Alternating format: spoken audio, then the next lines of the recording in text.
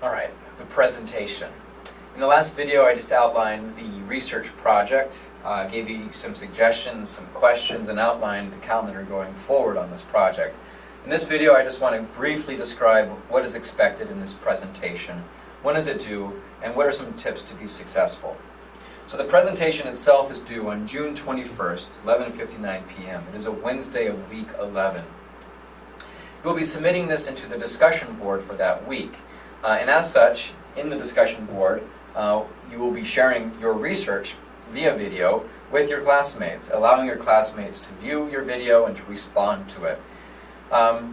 You will be presenting on the topic of your research paper. And so if you've decided to talk about X-Men and the relationship between X-Men and the Civil Rights Movement and Martin Luther King, then you will do the research, you will write about it and submit that paper, but then you will also make a short, between 7 and 10 minute video in which you present your material to the class.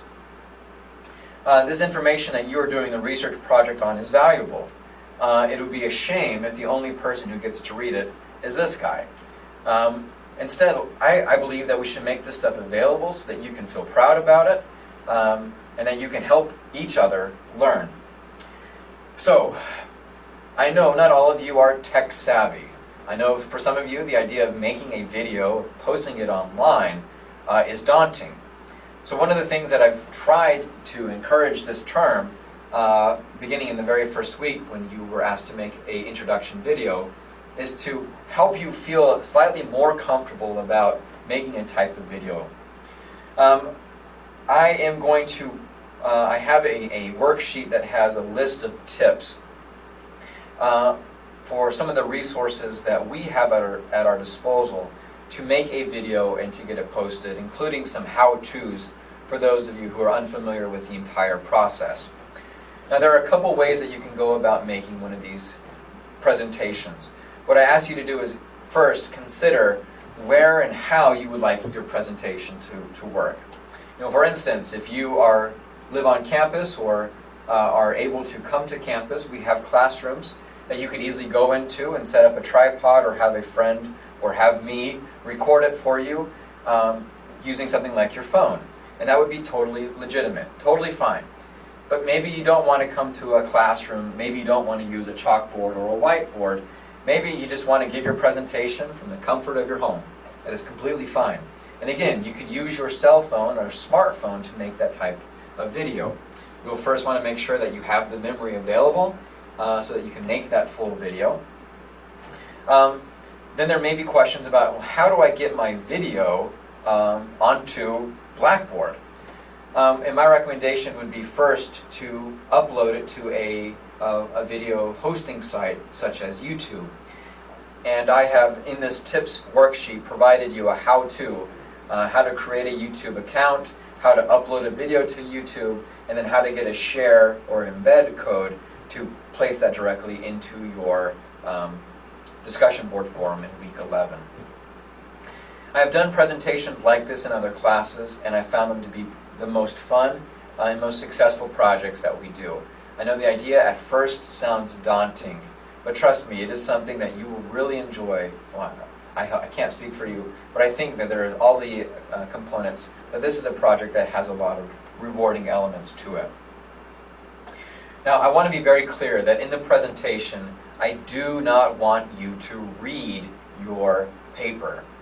And this is not a forum for you to read your research project paper.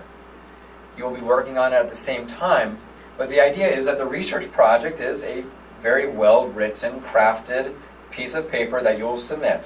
It will have all your research.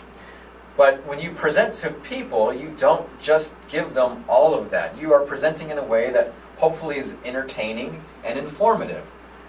So you can consider how you will do that.